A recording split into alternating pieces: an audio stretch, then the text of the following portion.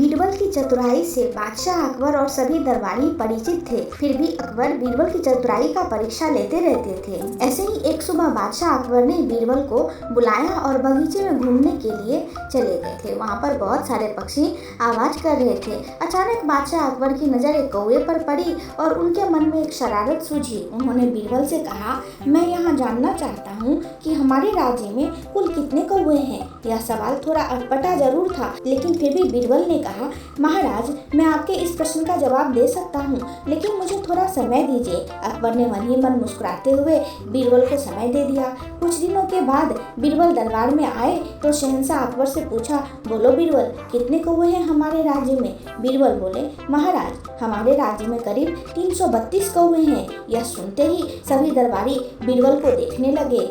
फिर बादशाह अकबर बोले, अगर हमारे राज्य में कौवों की संख्या इससे ज्यादा हुई तो। बीरबल बोले, हो सकता है महाराज, कुछ कौवे हमारे राज्य में अपने रिश्तेदारों के यहाँ आए हों। इस पर बादशाह अकबर ने कहा, अगर कम हुए तो। तब बीरबल बोले, हो सकता है हमारे राज्य के कौवे दूसरे देश अपने रिश्तेदारों के यहाँ गए हुए हों। जैसे ही बीरबल ने यह बात कही, पूरे दरबार ठहाकों से गूंज उठा और एक बार फिर बीरबल अपनी बुद्धि के कारण प्रशंसा के पात्र बन गए। दोस्तों, इस कहानी से हमें यह सीख मिलती है कि अपने दिमाग का इस्तेमाल किया जाए तो हर समस्या का हल और सवाल का जवाब ढूंढा जा सकता है। दोस्तों, आपको मेरी ये कहानी कैसी लगी मुझे कमेंट में जरूर बताएं और चैनल को लाइक, शेयर और सब्सक्राइब करना न भूलें। धन्यवाद। दोस्तों, आपको मेरी ये कहानी कैसी लगी मुझे कमेंट में जरूर बताएं और चैनल को लाइक, शेयर और सब्सक्राइब करना न भूलें। धन्यवाद। बादशाह अकबर अक्सर कई समस्याओं पर बीरबल के साथ चर्चा किया करते थे और साथ ही उनकी बुद्धि की परीक्षा भी लिया करते थे। वहीं बीरबल भी हर समस्या का समाधान बड़े ही रोचक तरीके से करते थे।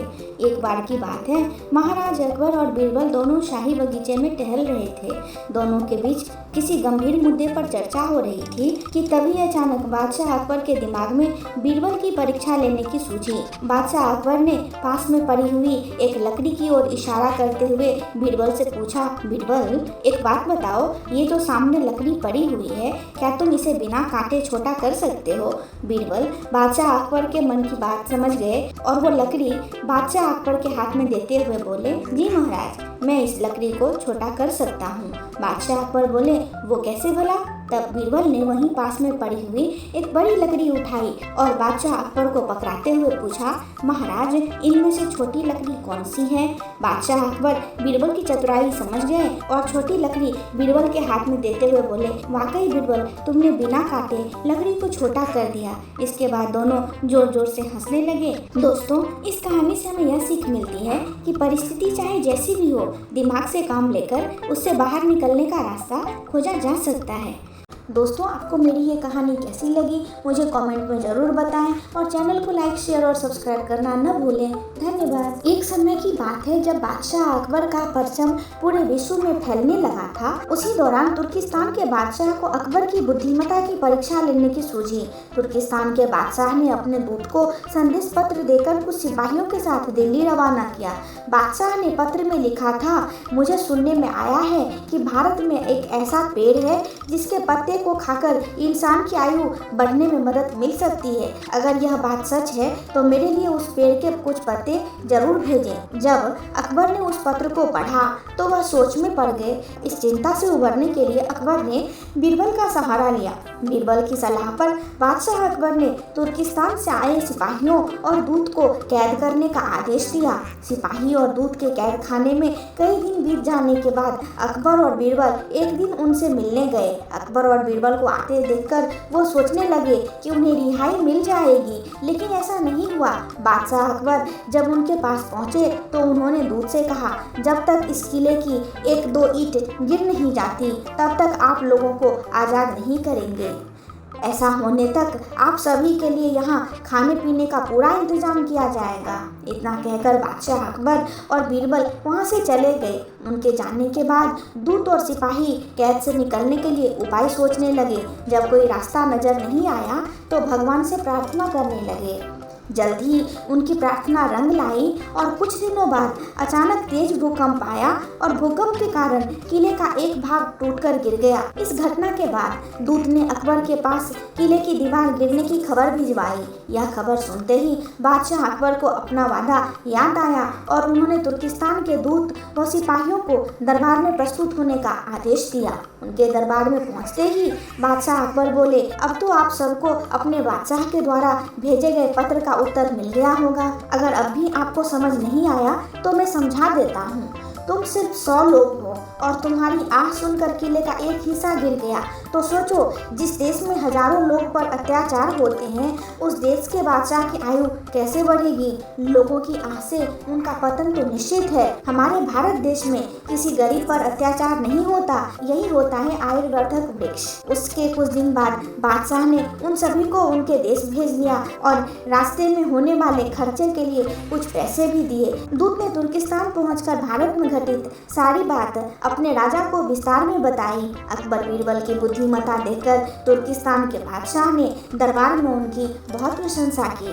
दोस्तों, इस कहानी से हमें यह सीख मिलती है कि सभी के साथ प्रेम करना चाहिए और कमजोर पर अत्याचार नहीं करना चाहिए। साथ ही वही देश तरक्की करता है जहां प्रजा सुखी रहती है। दोस्तों, आपको मेरी ये कहानी कैसी लगती है मुझे कमेंट में जरूर बताएं और चैनल को लाइक, शेयर और सब्सक्राइब करना न भूलें। पैर और चप्पल। बीरबल बहुत नेकदिल इंसान थे। वह सदैव दान करते रहते थे और इतना ही नहीं, बादशाह से मिलने वाले इनाम को भी ज्यादातर गरीबों और दीन दुखियों में बांट देते थे। परंतु इसके बावजूद भी उनके पास धन की कोई कमी न थी। दान देने के साथ साथ बीरबल इस बात से भी चौकन्ने रहते थे कि कपटी व्यक्ति उन्हें अपनी दीनता दिखाकर ठग न ले। ऐसे ही अकबर बादशाह ने दरबारियों के साथ मिलकर एक योजना बनाई कि देखें कि सच्चे दीन दुखियों की पहचान बीरबल को पाती है या नहीं। बादशाह ने अपने एक सैनिक को वेश बदलकर दीनहीन अवस्था में बीरबल के पास भेजा कि अगर वह आर्थिक सहायता के रूप में बीरबल से कुछ ले आएगा तो अकबर की ओर से उसे इनाम मिलेगा। एक दिन जब बीरबल पूजा पाठ करके मंदिर से आ रहे थे तो वेश बदले हुए सैनिक ने बीरबल के सामने आकर कहा, हुजूर दीवान, मैं और मेरे 8 छोटे बच्चे हैं जो 8 दिनों से भूखे हैं। भगवान का कहना है कि भूखों को खाना खिलाना बहुत पुण्य का कार्य है। मुझे आशा है कि आप मुझे दान देकर अवश्य ही पुण्य कमाएंगे। बीरबल ने उस आदमी को सिर से पांव तक देखा और एक क्षण में ही पहचान लिया वह ऐसा नहीं है जैसा वह दिखा रहा है।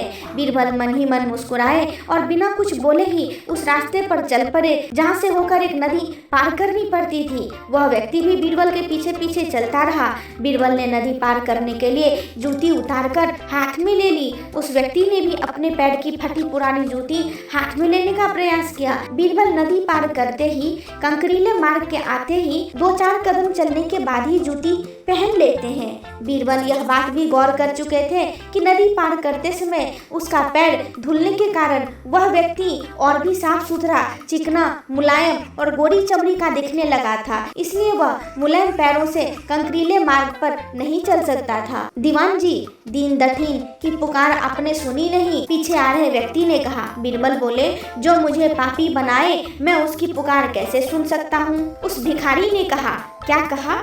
आप मेरी सहायता करके पापी बन जाएंगे? हाँ, वह इसलिए कि शास्त्रों में लिखा है कि बच्चे का जन्म होने से पहले ही भगवान उसके भोजन का प्रबंध करते हुए उसके माँ के स्तनों में दूध दे देता है, उसके लिए भोजन की व्यवस्था भी कर देता है। यह भी कहा जाता है कि भगवान इंसान को भूखा उठाता है पर भूखा सुलाता नहीं है। इन सब बातों के बाद भी तुम अपने आप को 8 दिन से भूखा कह रहे हो। इन सब स्थितियों को देखते हुए यही समझना चाहिए कि भगवान तुमसे रुष्ट है और वह तुम्हें और तुम्हारे परिवार को भूखा रखना चाहते हैं। लेकिन मैं उसका सेवक हूँ। अगर मैं तुम्हारा पेट भर दूं तो ईश्वर मुझ पर रुष्ट होगा ही। मैं ईश्वर के विरुद्ध नहीं जा सकता। न बाबा न, मैं तुम्हें भोजन नहीं करा सकता क्योंकि यह सब कोई पापी ही कर सकता है। बीरबल का यह जवाब सुनकर वह चला गया और बीरबल से हुई पूरी बात उसने बादशाह और दरबारियों को बता दी। बादशाह अब यह समझ गए कि बीरबल ने उसकी चालाकी पकड़ ली। अगले दिन बादशाह ने बीरबल से पूछा, पूछा, बीरबल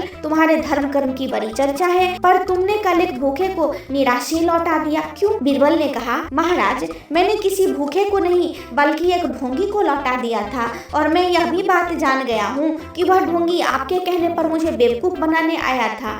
अकबर ने कहा, बीरबल तुमने कैसे जाना कि यह वाकई भूखा न होकर ढोंगी है? बीरबल ने कहा, उसके पैरों और पैरों की चप्पल देखकर यह सच है कि उसने अच्छा वेश बनाया था, मगर उसके पैरों की चप्पल कीमती थे। बीरबल ने आगे कहा, माना कि चप्पल उसे भीख में मिल सकती थी, पर उसके कोमल मुलायम पैर तो भीख में नहीं मिले थे, इसलिए कंकर की गरज सहन न कर सके। इतना कहकर बीरबल ने बताया कि किस प्रकार उसने उस मनुष्य की परीक्षा लेकर जान लिया कि उसके नंगे पैर चलने की भी आदत नहीं है, वह दरिद्र नहीं है बल्कि किसी अच्छे कुल का खाता कमाता पुरुष है। बादशाह बोले, क्यों न हो, वह मेरा खास सैनिक है। फिर बादशाह प्रसन्न होकर बोले, सचमुच बीरबल हम तुमसे बहुत खुश हुए, तुम्हें धोखा देना आसान काम नहीं है। बादशाह के साथ साजिश में शामिल हुए सभी दरबारियों के चेहरे बुझ गए। दोस्तों धन्यवाद, आप मेरे वीडियो को देखते हैं और उसे पसंद करते हैं। दोस्तों आप मेरे वीडियो को ज़्यादा से ज़्यादा लोगों तक शेयर करें। धन्यवाद। दोस्तों आपको मेरी ये कहानी कैसी लगी मुझे कमेंट में ज़रूर बताएं, और चैनल को लाइक शेयर और सब्सक्राइब करना न भूलें। धन्यवाद। एक मंत्री की उदास शक्ल देखकर बादशाह अकबर ने उसकी उदासी का कारण पूछा। तब मंत्री बोले कि आप सारे महत्वपूर्ण कार्य बीरबल को सौंपकर उसे महत्व देते हैं, जिस कारण हमें अपनी प्रतिभा साबित करने का मौका ही नहीं मिलता। इस बात को सुनकर अकबर ने उस मंत्री को 3 रुपये दिए और कहा, आप बाजार जाकर इन 3 रुपयों के 3 चीजों पर बराबर खर्च करें, यानी हर एक चीज पर 1 रुपया। लेकिन शर्त यह है कि पहली चीज यहाँ की होनी चाहिए, दूसरी चीज वहाँ की होनी चाहिए, और तीसरी चीज न यहाँ की होनी चाहिए और न वहाँ की होनी चाहिए। दरबारी मंत्री अकबर से 3 रुपये लेकर बाजार निकल पड़ा। उसकी समझ में नहीं आ रहा था कि वह अब क्या करे। वह एक दुकान से दूसरे दुकान चक्कर लगाने लगा, लेकिन उसे ऐसा कोई नहीं मिला जो इस शर्त के मुताबिक 1-1 रुपये वाली 3 चीजें दे सके। वह थक हार कर वापस अकबर के पास लौट आया। अब बादशाह अकबर ने यही कार्य बीरबल को दिया। बीरबल 1 घंटे में अकबर बादशाह की चुनौती पार लगाकर 3 वस्तुएं लेकर लौट आया। अब बीरबल ने उन वस्तुओं का वृतांत कुछ इस प्रकार सुनाया। पहला 1 रुपया मैंने मिठाई पर खर्च कर दिया, जो यहाँ इस दुनिया की चीज है। दूसरा रुपया मैंने एक गरीब फकीर को दान किया, जिससे मुझे पुण्य मिला, जो वहाँ यानी जन्नत की चीज है। और तीसरे रुपये से मैंने जुआ खेला और हार गया। इस तरह जुए में हारा रुपया वो तीसरी चीज थी, जो न यहाँ मेरे काम आई न वहाँ जन्नत में मुझे नसीब होगी।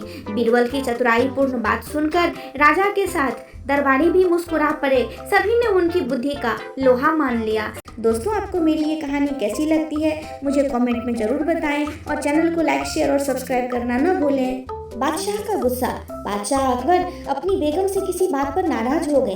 नाराजगी इतनी बढ़ गई कि उन्हें बेगम को मायके जाने को कह दिया। बेगम ने सोचा कि शायद बादशाह ने गुस्से में कहा है, इसलिए वह मायके नहीं गई। जब बादशाह ने देखा कि बेगम अभी तक मायके नहीं गई हैं, तो उन्होंने गुस्से में कहा, तुम अभी तक यहीं हो, गई नहीं? सुबह होते ही अपने मायके चली जाना, वरना अच्छा ना होगा। तुम चाहो तो अपनी मनपसंद चीज साथ ले जा सकती हो। बेगम सिसक कर अपने महल में चली गई। वहां जाकर उसने बीरबल को बुलाया। बीरबल बेगम के सामने पेश हो गया। बेगम ने बादशाह की नाराजगी के बारे में बताया और उनके हुक्म को भी बता दिया। बेगम साहिबा, अगर बादशाह ने हुक्म दिया है तो जाना तो पड़ेगा ही, और अपनी मनपसंद चीज ले जाने की बाबत में जैसा मैं कहता हूँ वैसा ही करें। बादशाह की नाराजगी भी दूर हो जाएगी। बेगम ने बीरबल के कहे अनुसार बादशाह को रात में नींद की दवा दे दी और उन्हें नींद में ही पालकी में डालकर अपने साथ मायके ले आई और एक सुसज्जित शयन कक्ष में सुला दिया। जब बादशाह की नींद खुली तो स्वयं को अनजाने स्थान पर पाकर हैरान हो गए और पुकारा, कोई है? उनकी बेगम साहिबा उपस्थित हो गई। बेगम को वहां देखकर वे समझ गए कि वे अपनी ससुराल में हैं। उन्होंने गुस्से में पूछा, तुम मुझे यहाँ क्यों ले आई? इतनी बड़ी गुस्ताखी कर डाली। बेगम ने कहा, मेरे सरताज, आप ही ने तो कहा था अपनी मनपसंद चीज ले जाना, इसलिए आपको ले आई। यह सुनकर बादशाह का गुस्सा खत्म हो गया। मुस्कुराकर बोले, जरूर तुम्हें यह तरकीब बीरबल ने बताई होगी। बेगम ने हामी भरते हुए सिर हिला दिया। दोस्तों आपने मेरी कहानी को पूरा सुना, इसके लिए धन्यवाद। दोस्तों, आपको मेरी ये कहानी कैसी लगती है मुझे कमेंट में ज़रूर बताएं और चैनल को लाइक, शेयर और सब्सक्राइब करना न भूलें। बीरबल की खिचड़ी। एक दफा शहंशाह अकबर ने घोषणा की कि यदि कोई व्यक्ति सर्दी के मौसम में नर्मदा नदी के ठंडे पानी में घुटनों तक डूबा रहकर सारी रात गुजार देगा, उसे भारी भरकम तोहफे से पुरस्कृत किया जाएगा। एक गरीब धोबी ने अपनी गरीबी दूर करने के खातिर हिम्मत की और सारी रात नदी में घुटने भर पानी में ठिठुरते हुए बिता दी और महाराज से अपना इनाम लेने पहुंचा। बादशाह अकबर ने उससे पूछा, तुम कैसे सारी रात इतनी सर्दी में नदी में खड़े रहे? तुम्हारे पास क्या सबूत है? धोबी ने उत्तर दिया, महाराज, मैं सारी रात महल में जलते हुए दीपक को देखता रहा और नदी के पानी में खड़ा रहा। बादशाह ने क्रोधित होकर कहा, तो इसका मतलब यह हुआ कि तुम महल के दिए की गर्मी लेकर सारी रात पानी में खड़े रहे और अब तुम इनाम मांगने आए हो। सिपाहियों, इसे जेल में बंद कर दो। बीरबल भी दरबार में था। उसे यह देख बुरा लगा, बादशाह बेकार में ही उस गरीब पर जुल्म कर रहे हैं। बीरबल दूसरे दिन दरबार में हाजिर नहीं हुआ, जबकि उस दिन दरबार की एक आवश्यक बैठक थी। बादशाह ने एक खादिम को बीरबल को बुलाने भेजा। खादिम ने लौटकर जवाब दिया, बीरबल खिचड़ी पका रहे हैं महाराज, और वह खिचड़ी पकते ही उसे खाकर आएंगे। जब बीरबल बहुत देर बाद भी नहीं आए तो बादशाह को बीरबल की चाल में कुछ संदेह नजर आया। वे खुद वहां पहुंचे जहां बीरबल खिचड़ी बना रहे थे। बादशाह ने देखा कि एक बहुत लंबे से डंडे पर एक घड़ा बांधकर उसे बहुत ऊंचा लटका दिया गया है और नीचे थोड़ी सी आग जल रही है। पास में बीरबल आराम से खटिए पर लेटे हुए हैं। बादशाह ने तमक कर कहा, यह क्या तमाशा है बीरबल, क्या ऐसे भी खिचड़ी पकती है? बीरबल ने कहा, माफ करें महाराज, जरूर पकेगी, वैसे ही पकेगी जैसे कि धोबी को महल के दिए की गर्मी मिली थी। बादशाह को बात समझ में आ गई। उन्होंने बीरबल को गले से लगाया और धोबी को रिहा करके उसे इनाम देने का हुक्म दिया। दोस्तों, आपने मेरी ये कहानी सुनी, उसके लिए थैंक यू। दोस्तों, आपको मेरी ये कहानी कैसी लगी मुझे ज़रूर बताएं और चैनल को लाइक, शेयर और सब्सक्राइब करना ना भूलें और इसे ज़्यादा से ज़्यादा लोगों तक शेयर करें ताकि मेरे जल्दी से सब्सक्राइबर पूरे हो जाएं। Thank you. मोती बोने की कला। एक दिन बादशाह अकबर के दरबार में जोरों की कोलाहल सुनाई दी। सभी लोग बीरबल के खिलाफ नारे लगा रहे थे। बीरबल बदमाश है, पापी है, इसे दंड दो। बादशाह ने भारी जनमत को बीरबल के खिलाफ देख आज्ञा दी कि बीरबल को सूली पर चढ़ा दिया जाए। दिन तय हुआ। बीरबल ने अपनी अंतिम बात कहने की आज्ञा मांगी। आज्ञा मिलने पर उसने कहा, मैंने सारी चीज़ें तो आपको बता दी पर मोती बोने की कला नहीं सिखा पाया। अकबर बोला, सच? क्या तुम वह जानते हो? तो ठीक है, जब तक मैं यह सीख न लूँ तुम्हें जीने का अवसर दिया जाता है। बीरबल ने कुछ विशेष महलों की ओर इशारा करते हुए कहा, इन्हें ढा दिया जाए क्योंकि इसी जमीन में उत्तम मोती पैदा हो सकते हैं। महल गिरा दिए गए। ये महल बीरबल की झूठी शिकायत करने वाले दरबारियों के थे। वहाँ बीरबल ने जौ बो दिए। कुछ दिन बाद बीरबल ने सभी से कहा, कल सुबह ये पौधे मोती पैदा करेंगे। अगले दिन सभी आए। ओस के बूंदें जौ के पौधे पर मोती की तरह चमक रही थी। बीरबल ने कहा, अब आप लोगों में से जो निरपराधी है, दूध का धुला हो, इन मोतियों को काट ले। लेकिन यदि किसी ने एक भी अपराध किया होगा तो ये मोती पानी होकर गिर जाएंगे। कोई आगे न बढ़ा, लेकिन अकबर समझ गए कि गलतियां तो सभी से होती हैं। बादशाह ने बीरबल को मुक्त कर दिया। दोस्तों, इस कहानी से हमें यह सीख मिलती है कि किसी को दंडित करने से पूर्व उसके दोषी या निर्दोष होने के बारे में भली भांति जांच कर लेनी चाहिए, क्योंकि देखा जाए तो हर किसी से कभी न कभी कोई न कोई गलती तो हुई ही रहती है। हम किसी को बताएं या ना बताएं, लेकिन हमारी आत्मा जानती है कि हमने क्या गलतियां की हैं। दोस्तों, आप लोगों को बहुत सारा थैंक यू।